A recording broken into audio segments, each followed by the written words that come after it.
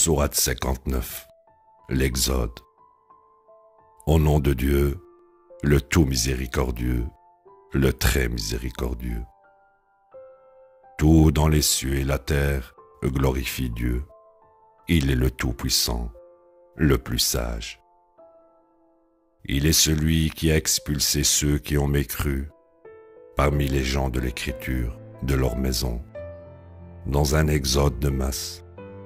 Vous n'avez jamais pensé qu'ils partiraient, et ils pensaient que leurs préparatifs les protégeraient de Dieu.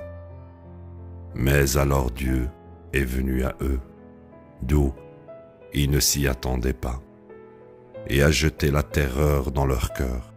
Ainsi, ils ont abandonné leur maison de leur propre gré, en plus de la pression des croyants. Vous devriez apprendre de ceci, ô vous qui possédez la clairvoyance. Si Dieu ne les avait pas contraints à partir, il les aurait rétribués dans cette vie, de manière pire encore que de les contraindre à partir. Dans l'au-delà, il les assignera au châtiment de l'enfer. C'est parce qu'ils se sont opposés à Dieu et son messager. Pour ceux qui s'opposent à Dieu et son messager, Dieu est le plus strict dans l'application du châtiment. Que vous coupiez un arbre ou le laissez debout sur son tronc est en accord avec la volonté de Dieu. Il humiliera sûrement les pernicieux. Tout ce que Dieu a restitué à son messager n'était pas le résultat de vos efforts de guerre. Que vous combattiez sur des chevaux ou à pied, Dieu est celui qui envoie ses messagers contre quiconque il veut. Dieu est omnipotent. Tout ce que Dieu a restitué à son messager des communautés vaincues ira à Dieu et son messager sous la forme de charité. Vous le donnerez aux proches, aux orphelins, aux pauvres et aux voyageurs étrangers. Ainsi, il ne restera pas monopolisé par les plus forts parmi vous. Vous pouvez garder les butins qui vous sont donnés par le messager, mais ne prenez pas ce qu'il vous interdit de prendre. Vous révérerez Dieu. Dieu est strict dans l'application du châtiment. Vous donnerez aux nécessiteux qui ont immigré. Ils ont été expulsés de leur maison et dépossédés de leurs biens, parce qu'ils cherchaient la grâce et le plaisir de Dieu. Et parce qu'ils soutenaient Dieu et son messager, ils sont les véridiques. Quant à ceux qui les ont pourvus d'un foyer et d'un refuge, et étaient croyants avant eux, ils aiment ceux qui ont immigré vers eux, et ne trouvent aucune hésitation dans leur cœur à les aider.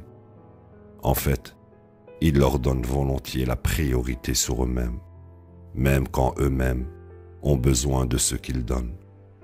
En vérité, ceux qui surmontent leur avarice naturelle sont ceux qui réussissent. Ceux qui sont devenus croyants après eux disent « Notre Seigneur, pardonne-nous, ainsi qu'à nos frères qui nous ont précédés dans la foi, et garde nos cœurs de nourrir la moindre haine envers ceux qui ont cru. Notre Seigneur, tu es compatissant, le très miséricordieux. » As-tu remarqué ceux qui sont en proie à l'hypocrisie et comment ils ont dit à leurs compagnons en mécréance parmi les gens de l'Écriture: si vous êtes expulsés, nous partirons avec vous et n'obéirons jamais à quiconque s'oppose à vous. Si quelqu'un vous combat, nous combattrons à votre côté. Dieu témoigne que ce sont des menteurs. En fait, s'ils étaient expulsés, ils ne seraient pas partis avec eux.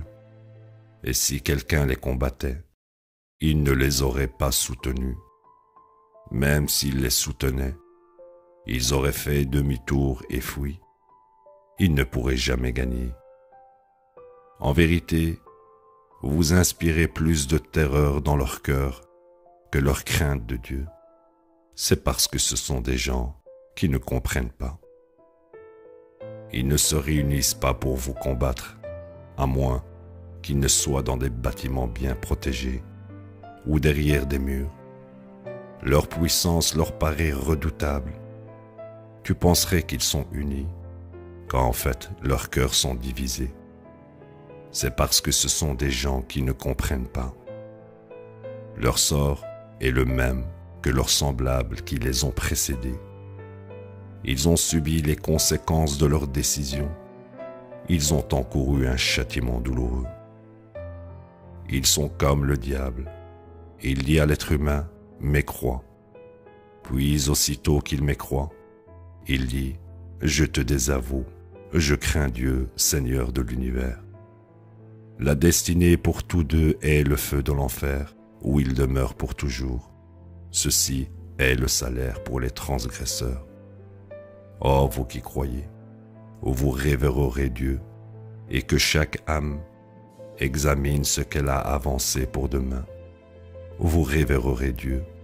Dieu est pleinement connaissant de tout ce que vous faites. Ne soyez pas comme ceux qui ont oublié Dieu, alors il les a fait s'oublier eux-mêmes.